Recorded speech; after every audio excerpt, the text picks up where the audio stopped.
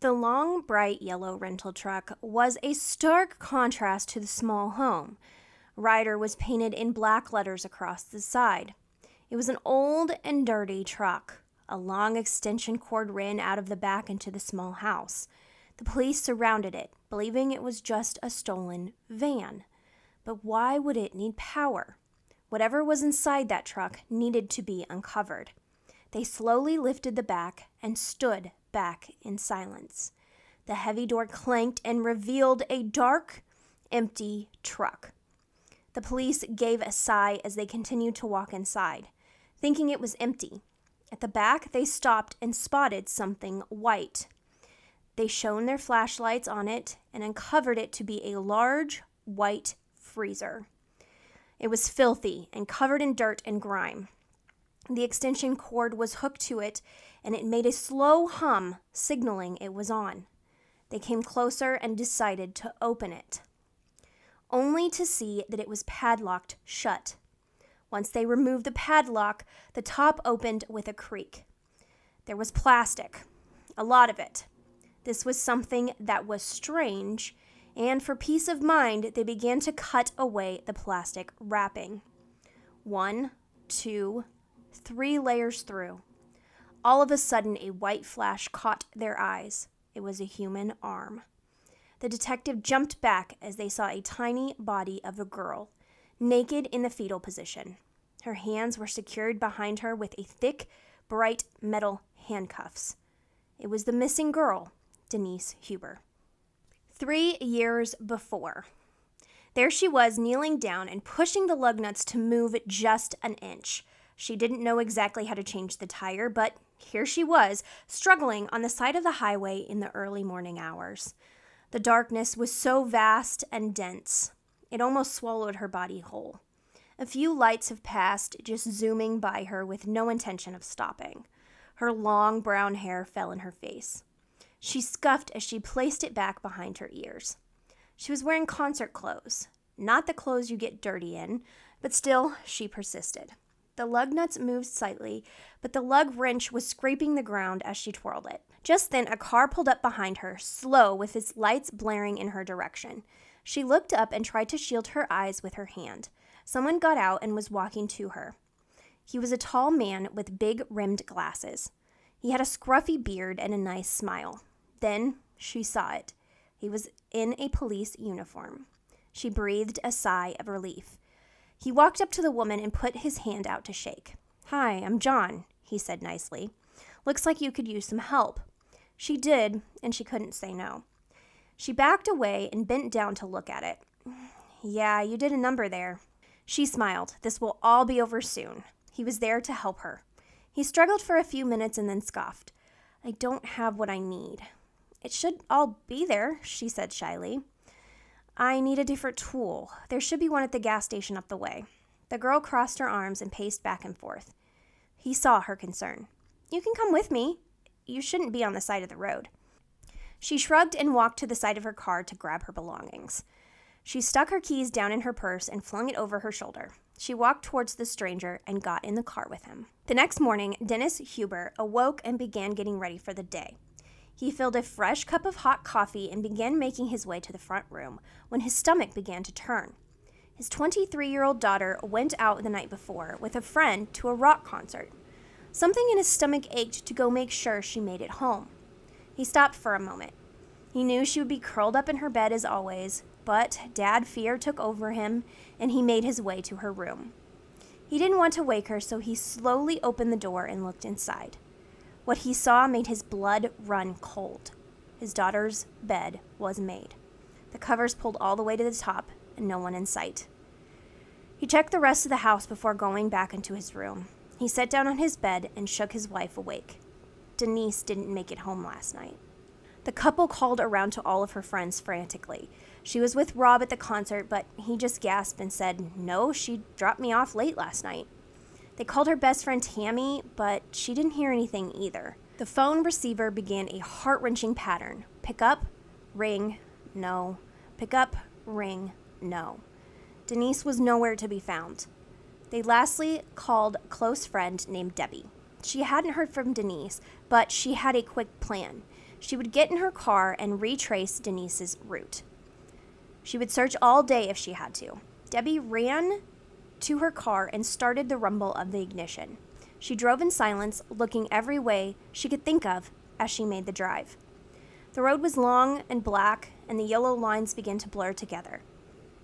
But just then she saw a sight that froze her fast-pumping blood. In the distance was a familiar blue 1988 Honda Accord. It was sitting on the shoulder of the road. She pulled over on the shoulder behind it and noticed first that there was a flat tire. She looked all around, but Denise was nowhere in sight. Debbie went home and called the Hubers back right away to tell them what she had found. They met the police at Denise's car. It was as Debbie said, flat tire, parked on the side of the road. The windows were rolled down, headlights on, and doors unlocked. The chilling detail on the police's mind was that there were no keys and no belongings in the car. Right away, something didn't seem right. Over the next few weeks, a full investigation had started. Out on the highway sat a panting police dog with his vest on, ready to go. The handler began, and the dog carried them along, nose to ground. The dog followed the scent 75 yards and then sit and signaled to his person. Nothing left. The family in the town just waited. The days were long and the nights were longer. Tears and wails could be heard from the hall of the Huber home. The car was pulled into a shop where men in white suits brushed and took what they could get. Nothing of value was in the car, in or out. It just sat, a cold reminder of the bubbly girl that was once behind the wheel. Helicopters flew overhead, zooming and looking for any sign. A large billboard was placed on the side of the highway. Denise's beautiful smile and long, wispy brown hair took over everywhere in the town. Missing in red letters lined the paper above her. The whole town of Newport Beach was on high alert. There was no word, no trace, no call home. There was just silence as the days ticked on. Days turned into months and then years. 3 long, agonizing years passed, and the Huber family just sat and waited. They prayed and they hoped. July was a hot one, and the sun beamed down with no escape. Elaine was sweaty and ready to call it a day, but she had one last stop to make. She was on the hunt. Elaine and her husband was known for all of their good supplies. She sold all the different painting equipment at the swap meets in town. Her small booth would attract all kinds of characters, and she loved it. The smell of paint and rollers, it was a lifestyle. There was new meat in the scene, a man named John that was selling painting supplies. This could be their chance to get some good stuff, so they pulled their car up to John's house, ready to see what he had. But something seemed off to Elaine.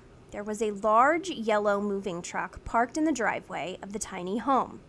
It was dirty and older. What stood out to her was the extra long extension cord going from the back of the truck into the home. Elaine got her supplies with a smile. The man seemed normal. His beard trimmed and his large glasses were clean. It was out of place that this big truck was sitting there. John claimed he moved in 6 months ago. Why was there thick green undergrowth under the tires?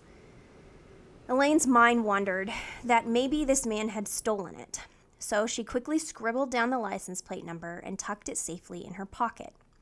She shared this information with a cop who looked up the plate numbers. As the system ran through the plates, the officer sipped his hot coffee, staring at the screen.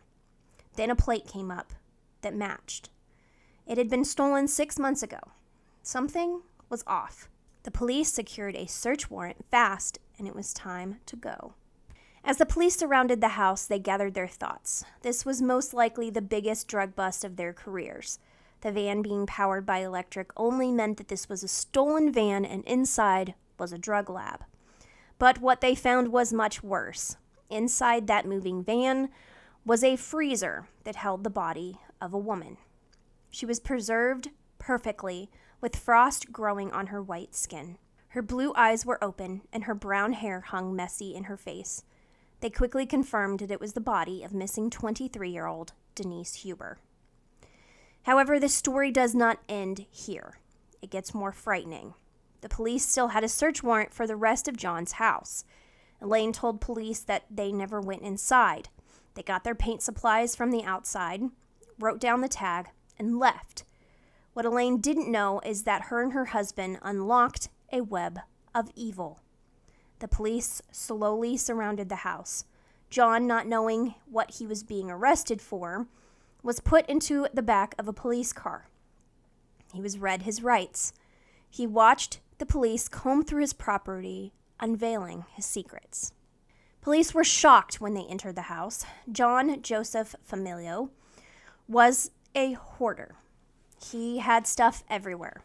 Boxes were stacked on the dining room table. Even though John had only been there 6 months, his house was packed. As police officers moved their way through the house, they tried not to bump or disrupt anything on the way. But when they got to the basement, they were all stunned by what they would find. Weapons were found on the floor. A hammer was found, and when they looked closer, it had blood on it. There was trash, like dried tissue, on the floor. It was dirty and cluttered. It was hard to step around. Then they stopped at a cardboard box with the words Christmas written on it. The police hesitated as they opened the box. What they found inside was disturbing. It was a piece of woman's clothing, purses, and IDs. The officer looked at it as another one was holding it up. "We have more," he said. That's all he had to say to send a chill down everyone's spine. "What's in here?" one man said as they looked in the direction of a door that had been locked. It was dark in the basement and it was hard to see, but they all gathered to see what was behind the door. It opened with a creak and the man jumped back. The light was turned on and gasps were heard through the room. There in the basement, secret room, was a manhole dug into the ground underneath. The police all knew what this could really mean. They could be finding a person who had multiple victims and hid them right under where they were standing. The dirt was thick and the hole was vast, but dogs and officers alike searched everywhere in there. There was no one else. It was time to start going through IDs. As they flipped through cards and made a call, everyone seemed to be accounted for. But every call seemed to get stranger and more disturbing. John was a sick man. He was violent to women and had been for a long time. Previous girlfriends described this as they were chained up and beaten. He was a vicious, evil man that came across normal and unassuming. Denise Huber was his only victim that we know of. What she endured was truly heinous. After he took her from that dark highway in the middle of the night, she was handcuffed and held in a warehouse. She was SA'd there. The attack was vicious and cruel. When he was done with her, he struck her in the head so hard that some brain matter was showing. Then he put her in the freezer. His intentions was to bury her in the hole in the basement and erase her from existence. He tried, but little did he know that the family was praying. They were praying so hard and so loud that Elaine was drawn to the truck when she saw it and reported it. Her family never gave up fighting. They fought until John was convicted of unaliving and kidnap. He was sentenced to the penalty and was sent to San Quentin, where he will rot until his day comes. There, every day, he can think of what he took.